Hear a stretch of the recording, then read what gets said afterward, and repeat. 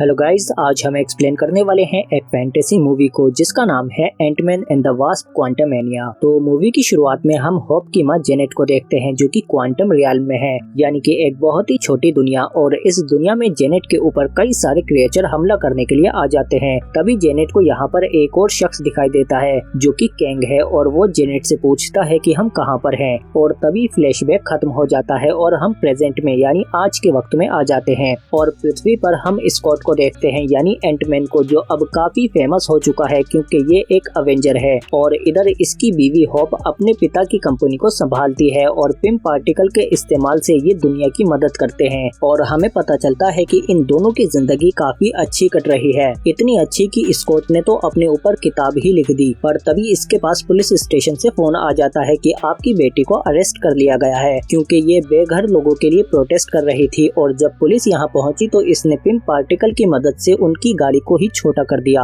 Pym particle ऐसे particle होते हैं जिनकी मदद से किसी भी चीज को बहुत बड़ा या बहुत छोटा किया जा सकता है। इसके बाद हम देखते हैं कि स्कॉट पुलिस स्टेशन में जाकर अपनी बेटी को छुड़ा कर ले आता है और फिर कार में उसे समझाने की कोशिश करता है कि देखो, हीरोगिरी के चक्कर में एक दिन तुम किसी बड़ी मुसीबत में फंस सकती हो। जिस पर उसकी बेटी कैसी कहती है कि पापा, मैं अब बड़ी हो गई हूँ और मेरे पास एक सूट भी है, इसीलिए मैं अपना ख्याल खुद रख सकती हूँ। स्कॉट कहता है कि तुम्हारे पास एक सूट है, जिस पर उसे पता चलता है कि इसकी माँ होप ने ही इसे वो सूट दिया है। इसके बाद जब ये लोग घर पर पहुँचते हैं तो हम वहाँ पर होप के माता पिता हैंक और जेनेट को देखते हैं और ये सब लोग एक ही जगह पर रहते हैं। और तभी कैसी बताती है कि मैं क्वांटम रियल्म के बारे में और स्टडी करना चाहती हूँ। तभी हैंक भी इन्हें बताते हैं कि मैंने अपनी चींटियों के ऊपर कुछ नए एक्सपेरिमेंट किए हैं, इसीलिए मेरी चींटियाँ अब कुछ भी बना सकती हैं। तभी कैसी भी बताती है कि मैंने भी एक सैटेलाइट बनाई है जिसकी मदद से हम क्वांटम रियल्म के बारे में और ज्यादा जानकारी इकट्ठा कर सकते हैं। क्वांटम रियल्म एक बहुत ही छोटी दुनिया है जिसमें मूवी की शुरुआत में हमने जेनेट को देखा था,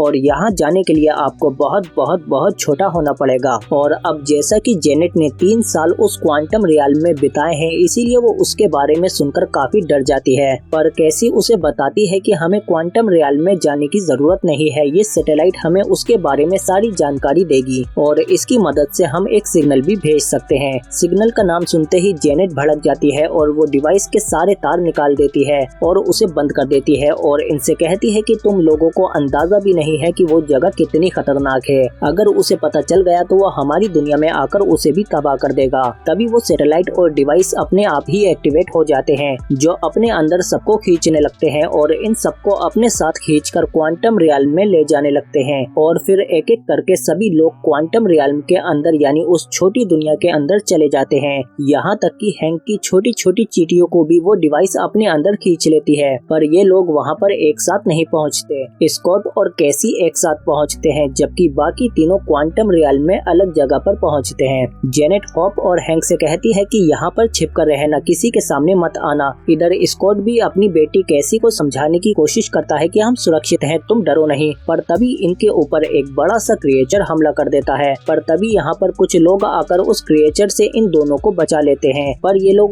स्कॉट और उसकी बेटी को अपने साथ पकड़कर ले जाते हैं और फिर एक अजीब सा लाल रंग का लिक्विड उन्हें पिलाने लगते हैं, क्योंकि इस लिक्विड को पीने से उन्हें इनकी भाषा समझ में आ जाएगी। इसके बाद स्कॉट उन्हें समझाता है कि हम यहाँ पर कैसे आए हैं और हम तुम्हारे लिए कोई खतरा नहीं है। पर तभी इन लोगों की लीडर जेनेटोरा यहाँ आ जाती है और वो कहती है कि ये लोग ऊपर से आए हैं और इनके साथ जरूर कैंग भी आ गया होगा। कैंग वही है जिसे हमने मूवी की शुरुआत में देखा था, जिसके बाद कैंग ने इनकी दुनिया को तबाह करके बद से बदतर बना दिया है। स्कॉट कैंग के बारे में जानने की कोशिश करता है। इधर दूसरी तरफ हम जेनेट को देखते हैं, जिसे कुछ लोग मिलते हैं और ये लोग पहले से ही जेनेट को जानते हैं क्योंकि जेनेट ने यहाँ पर 30 साल बिताए थे। इसीलिए ये लोग जेनेट को एक उड़ने वाला पालतू जानवर देते हैं, जिसकी मदद से ये लोग जहाँ चाहे वहाँ जा सकते हैं। और फिर ये लोग उस पर बैठकर इनके अड्डे पर चले आते हैं और जेनेट भी इन दोनों को वही लाल रंग का लिक्विड पिलाती है ताकि ये उनकी भाषा को समझ सके। जेनेट यहाँ पर अपने पुराने दोस्त से मिलती है और अपनी दुनिया में जाने के लिए उससे मदद मांगती है, क्योंकि पिछली बार जब जेनेट यहाँ पर थी तो इसने इसकी मदद से ही कैंग को हराया था। पर जेनेट के जाने के बाद ये भी कैंग के साथ मिल गया और अब ये इनको पकड़ना चाहता है। पर ये तीनों आसानी से हार नहीं मानते और इन लोगों को ही हराकर इनका प्लेन चुराकर यहाँ से भाग जाते हैं।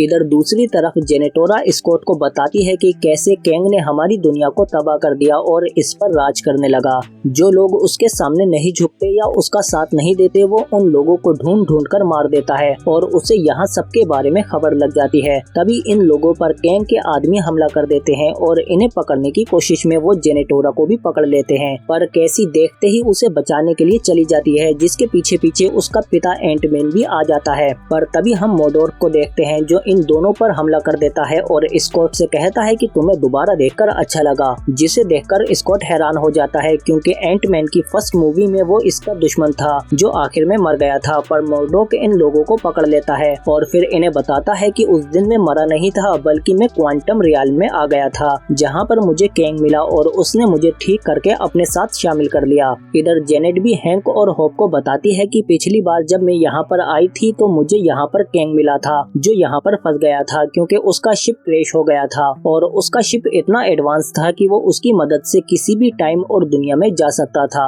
इसीलिए जेनेट भी उसके साथ मिलकर उसका शिप ठीक करने में लग जाती है ताकि शिप ठीक होने के बाद वो भी कैंग के साथ अपने घर वापस जा सके। और फिर इन दोनों ने मिलकर कैंग के शिप के एनर्जी सेल्स को रिचार्ज कर लिया, पर इसमें इन दोनों को कई साल लग गए थे और ये शिप पूरी तरह से न्यूरोमाइंड से कनेक्ट है, यानी कि ये शिप दिमाग से जुड़ सकता है और सिर्फ कैंग ही इसको चला सकता है। पर जैसे ही जेनेट इस शिप की एनर्जी सेल को छूती है तो वो भी इसके दिमाग से कनेक्ट हो जाता है और फिर जेनेट को दिखाई देता है कि कैंग ने किस तरह से कितनी दुनियाओं को तबाह किया है और वो क्वांटम की इस छोटी दुनिया में फंसा नहीं है बल्कि किसी ने उसे यहाँ पर भेजा है ताकि वो लोग यहाँ पर इसे कैद कर सकें। लेकिन अनजाने में जेनेट ने इसकी मदद करके इसका शिप फिर से ठीक कर दिया है जिससे अब ये आजाद हो सकता है और इसके पास अपना सूट भी आ चुका है। और फिर कैंग जेनेट से कहता है कि मैं आपको आपकी दुनिया में छोड़ दूंगा और मैं वादा करता हूँ कि तुम्हारी दुनिया पर हमला नहीं करूंगा। पर जेनेट को इस पर बिल्कुल भी यकीन नहीं है, इसीलिए वो कैंग के शिप की एनर्जी सेल को लेकर वहाँ से भागने की कोशिश करती है। पर अब तक कैंग के पास उसका सूट आ चुका था जिसकी मदद से वो अब बहुत ज्यादा ताकतवर हो चुका था और जेनेट इसके सामने नहीं टिक पाएगी। इसीलिए जेनेट के पास सिर्फ एक ही रास्ता था कि वो किसी भी तरह से उस एनर्जी सोर्स को बहुत ज्यादा बड़ा कर सके ताकि कैंग कभी भी उसके कोर तक न पहुंच सके। और जेनेट ऐसा ही करती है, वो पिम पार्टिकल की मदद से उस एनर्जी कोर को बहुत बड़ा कर देती है और अब कैंग उस एनर्जी कोर तक नहीं पहुंच पा रहा था। पर कैंग के पास अपना एक सूट था जिसकी मदद से उसने अपना एक पूरा साम्राज्य इस दुनिया में खड़ा कर लिया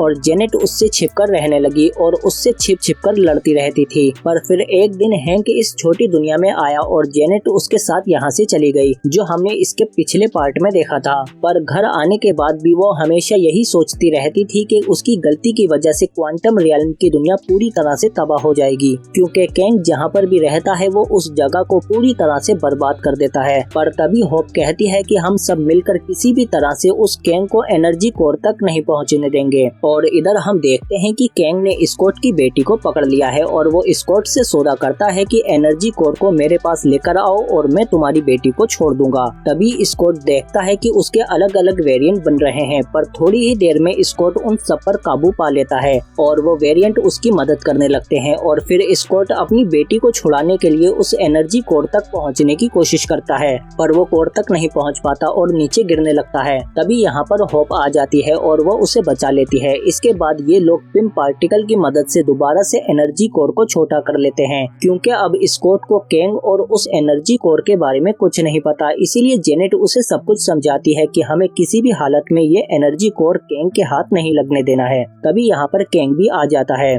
और वो अपने उस एनर्जी कोर को वापस हासिल करने की कोशिश करता है, पर स्कॉट और होप उसे रोकने की कोशिश करते हैं, पर ये दोनों उसके सामने बिल्कुल भी नहीं टिक पाते और वो इन्हें हराकर अपने साथ जेनेट को भी ले जाता है। और इधर हम हैंक को देखते हैं जो कि मोर्डोक के साथ लड़ रहा है और इधर कैंग जेनेट को बताता है कि जब मैंने टाइमलाइन देखी थी तो मल्टीवर्स अपने आप ही खत्म हो रहे थे जिसके लिए वहाँ के लोग खुद ही जिम्मेदार थे। इसीलिए मैंने उन सब पर काबू पा लिया और जो भी इसमें खतरा साबित हुआ मैंने उन सबको खत्म कर दिया और सभी यूनिवर्स के अपने सारे वेरिएंट को भी मार दिया। हालांकि इस सब में उसने करोड़ों लोगों की जान ले ली, पर इसे किसी भी बात का कोई अफसोस नहीं है। और इधर हम देखते हैं कि स्कॉट के पास हैंक आ जाते हैं और उसके पास अपनी चींटियां भी होती हैं और वो इन्हें बताते हैं कि क्वांटम रियल्म में इन चींटियों ने कई सालों को कुछ ही मिनटों में बिता लिया है, इसीलिए ये बहुत ज्यादा इंटेलिजेंट हो गई हैं, शायद इसीलिए इन्होंने मुझे ढूंढ लिया है। और इधर हम देखते हैं कि कैंग के सिपाही कैसी को अपने साथ ले जा रहे थे, पर तभी कैसी उन्हें मारकर डरकर वहाँ से भाग जाती है और जेनेटोरा को भी यहाँ से बचा लेती है। और फिर जेनेटोरा उससे कहती है कि मुझे अपने लोगों को मैसेज देना है कि हम सब लोग मिलकर एक साथ उस कैंग द कॉन्करर पर हमला करेंगे और उसे हरा देंगे। और फिर हम देखते हैं कि कैसी वहाँ के सिस्टम को इस्तेमाल करके बाहर के लोगों को मैसेज देती है कि हम टावर के अंदर हैं और तुम्हें बाहर से हमला करना है। इस मैसेज को स्कॉट और बाकी लोग भी सुन लेते हैं और फिर ये लोग भी टावर की तरफ बढ़ने लगते हैं। और इधर कैंग के पास उसका एनर्जी कोर आ चुका था, इसीलिए वो अपने पूरे साम्राज्य के साथ यहाँ से निकलने की कोशिश करता है और अपने शिप को एक्टिवेट करने लगता है। पर तभी यहाँ पर स्कॉट अपने पूरे बड़े साइज में आ जाता है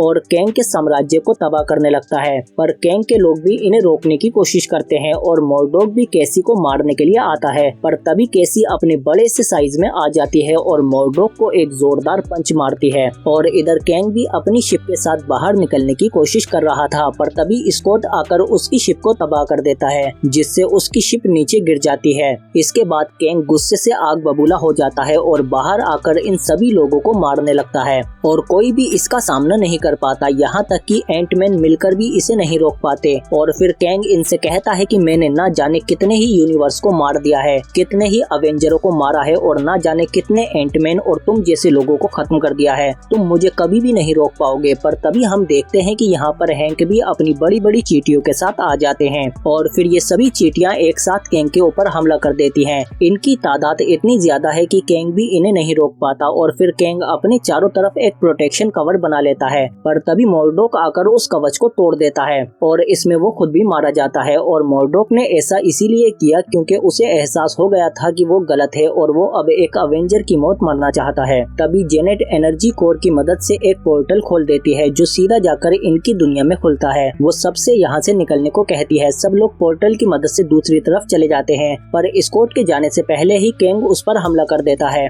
और पोर्टल की मदद से दूसरी तरफ जाना चाहता है। पर तभी स्कॉट उसे रोक लेता है, पर बहुत कोशिश करने के बाद भी वो कैंग को नहीं रोक पा रहा था। इसीलिए स्कॉट पिम पार्टिकल की मदद से उस एनर्जी कोर को फिर से बड़ा करने लगता है। इसीलिए अब कैंग शिप की मदद से यहाँ से नहीं निकल पाएगा, इसीलिए वो पोर्टल की मदद से यहाँ से बाहर निकलने की कोशिश करता है। पर तभी उसके सामने होप आ जाती है और वो कैंग को एनर्जी सेल की तरफ ढकेल देती है, जिससे वो उसमें ही फंसने लगता है और एक धमाके के साथ खत्म हो जाता है। और इसी दौरान वो पोर्टल भी बंद हो जाता है। अब स्कॉट और होप भी यहाँ क्वांटम रियल्म यानी इस छोटी दुनिया में फंस जाते हैं, पर ये दोनों खुश हैं कि इन्होंने सबको बचा लिया है। पर तभी कैसी वो पोर्टल दोबारा से खोल देती है और ये दोनों वापस से अपनी दुनिया में आ जाते हैं। और इसी के साथ ये मूवी यही खत्म हो जाती है। अगर आपको ये वीडियो अच्छी लगी तो प्लीज लाइक करो इसे और हमारे चैनल में जाकर देखो दूसरी वीडियो भी ट्राई करो उन्हें, और फिर सब्सक्राइब करो हमारे चैनल को, बेल आइकन दबाकर नोटिफिकेशन ऑल पर भी क्लिक करो ताकि और भी अच्छी वीडियो मिलती रहे आपको। हम मिलते हैं आपसे अगली वीडियो में।